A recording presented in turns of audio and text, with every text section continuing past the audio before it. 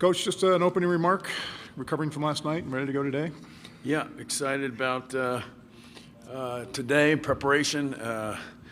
Love to get ready for an opponent, especially a good one. And guys seemed excited, a little tired in the morning, but we got together, did some walkthrough in the hotel room and the ballroom, and so seemed to be regained the energy and excitement. So we'll get some shooting in here on the floor here shortly, but everybody's pretty healthy. Feel good. Obviously, it was a long game last night as far as a lot of minutes for some guys, but we did play 10 guys, so intend to do that again tomorrow as well. But just proud of our guys, as I said after the game, just proud of how we handled some adversity, resilience. Got down 11 in the second half, had a team just play unbelievably well, making shots, especially that last 10 minutes of the first half, and just came together and believed in each other and really executed down the stretch. I thought we played very hard in the second half, but almost too hard offensively. We were in a rush, but the last 5 minutes we really executed, did what we wanted to do offensively, and got good shots. So looking forward to Sunday. A question in the back left. Barry Lewis with Killer Frogs. Coach, what's the biggest challenge you see in Gonzaga that you haven't seen from a team this year? Well, they're the number one offensive team efficiency in the country, so let's start there, I guess. They're bigs. They're so skilled. I mean, they've had a history of having skilled big guys that can play inside and out, pass, dribble, shoot, score in the post. So I think it starts there. They, obviously I know the program well and friends with Coach Few, so just been watching them for years and played them when we were at Pitt one time. But it's just a continuation of really good, skilled big guys, which you don't see that often. Sometimes you see teams with very good guards and skilled guards like they have, but the combination of both is what makes them so good inside and out. Right down here in the second row, on the right. Stephen Johnson, Fort Worth Star-Telegram. Speaking of those big men, especially Timmy, how do you approach kind of trying to slow those guys down tomorrow? Well, I mean, it's team defense for us. We haven't played a lot of guys where they're a lot of teams where their offense revolves around their inside guys, and so it's especially one guy in particular. So it's a challenge. You want to stop him, but you don't want to give other guys shots. And that's what makes them so good. They're so balanced. But it's going to come relying on team defense, changing things up, adapting, as we did last night. I mean, we tried everything last night. We had some challenges, threw in some zone there that kind of maybe slowed them down a little bit. So we've got a lot of different things that we can do. And we'll have to use all of them. But it's going to be team defense. It's going to have one guy stopping them. And we'll have different lineups in there, too, as well. Left side here, second row. Austin Getz, KHQ-TV in Spokane. Coach, talking to the Zags just now, a lot of them brought up unprompted just how good of a player Mike is. For people that might not be familiar with your program, just what makes him so successful as a player? Well, I mean, a lot of people, he's wouldn't watch. He's preseason Big 12 Player of the Year, so, he's pretty well respected throughout the country. His quickness stands out. He's smart. He's tough. He's gotten better as a shooter, decision maker, and he's just very competitive. I think you saw that last night. He kind of willed them to win along with Damian, and brought him along. So continued to attack when we were down, and never gave up. So I think those are the things you see in him.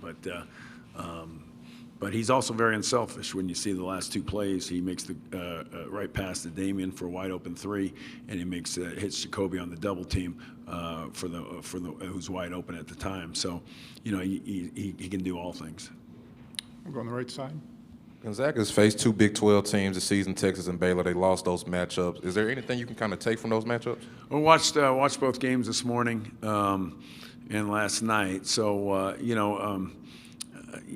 it's they're good teams, so that's probably part of it. But That was a while ago. That was November, December. I think they've had some guys play a lot of minutes during that time and get a lot of confidence and do that. But we've watched a lot of tape. We did, we try to watch teams that have done some of the things that we would try to do and incorporate that into our plan, game plan. So we've watched a lot of tape, and we recognize that they're still number one in the country in offensive efficiency. So nobody's quite figured it out.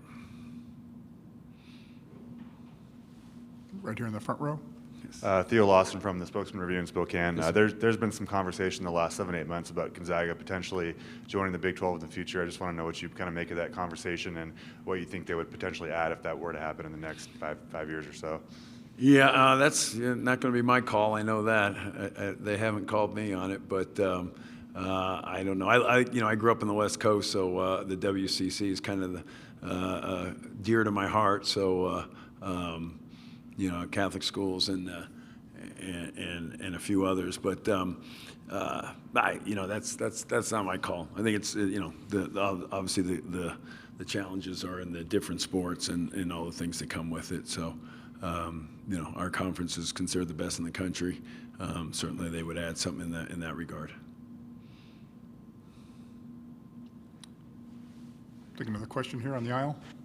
Coach, your relationship with Coach Few over the years, you said you guys have, did y'all recruit against each other? Did you see each other on the road? Yeah. How was it? I think when I first started, when I was trying to get into he's one of the first guys I met. Him and Ben Howland were real good friends. They used to talk about fly fishing. They still talk about fly fishing all the time. So, I think I remember hanging out with him when I was trying to get a job in coaching. He was an assistant at Gonzaga, and so. Under Monson Fitz then. Know the place really well. Know their program really well. My nephew's a manager for the team, so that's a little different too. James, I just saw him in the hallway, and so I remember. Hanging out at a restaurant, I think, when I was trying to get a job and get into the business, and he was a assistant at Gonzaga at the time. I think it was down at the Long Beach, what do they call it? Long Beach Slam and Jam is what it's called. That's a long time ago. It was 30 years ago. It was more than that, 35 years ago. I remember that, and then we've just Nike trips. I mean, it's just kind of this little group that they had a nickname for it, but I won't say it. Right here in the second row. Coach, unless I'm mistaken, you were a head coach at Pitt when you played Gonzaga in the Armed Forces Classic, the game that got canceled at halftime. What do you we were remember? Winning, by the way. What do you remember about that day? I remember. I mean, I hate to say I saw it coming, but I saw it coming. I mean, the game got canceled at halftime, and we're winning, and they came to us at halftime about stopping the game, and I knew it because I had coached in Hawaii, and so I knew what happens when it rains, the moisture, no air conditioning. I remember before the game we were talking about it, and I saw them, and I said, "Where's the fans? Where you need air going through this thing?" And they said, "Well, they pointed this one little one over in the corner there." I said, "That's not going to get it done." But it was a humid day. It was in the morning. I told them what was going to happen. I said, "You got to wipe the floor," and they brought out one guy with a towel. They had this little round towel there, so we were in trouble, and I knew it. But we went apart. It seemed all right at the time, but it just takes as the game becomes an ice rink. And I didn't know how bad it was. Mark was more aware, I think, or maybe it was because they had some guys in foul trouble and we're up. But then I watched it on film. I was so glad we stopped. I mean, we had one of our guys down. I didn't know how he had fallen down. He got cut on his head. He had literally just feet were taken right out from under him. So that was James Robinson. So, and when he went down, you know something's wrong because he was a tough kid. So. That was the game. The other part about that is Tommy Lloyd told me that he went and that's how they got Rui. So he went from there to recruit Rui after that. So Tommy and I are good friends too as well. But that's the story that I remember. So we got a half a win and they got Rui. So I think they won out on the deal. All right, any last questions? Okay. or more here in the front row. You guys recruited Timmy out of high school. What do you remember about him, and was he as goofy back then as he is now? Yeah, I remember I wasted a lot of days at Pierce High School in Richardson. But no, got to know the family really well. It was the first guy I really started recruiting as soon as I got there, and so we were in there. Maximum number of days you could be there. We were there for 2 years. So I think Mark went once and got it done. So, no, all the guys. Strowther, remember going to Vegas. Ryan Miller knew the family, and we were recruiting him early. He had committed earlier, so there's a lot of familiarity. But yeah, Drew, we were recruiting.